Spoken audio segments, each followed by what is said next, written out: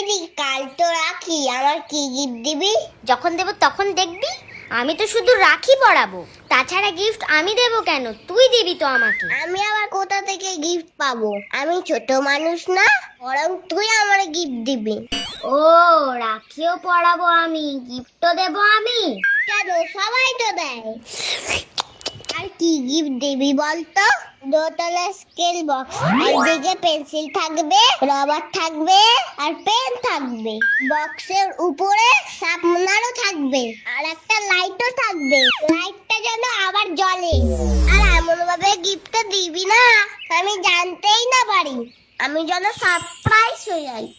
হ্যাঁ, এ কি আবার সারপ্রাইজ? শোন, এই রাখিটা বেঁধে দিয়েছি, খুলবি না। এতে অনেক শক্তি আছে। তাহলে কি আমি শক্তিমান হয়ে গেছি? হ্যাঁ, এবার তুই আমার গিফটটা দে তো।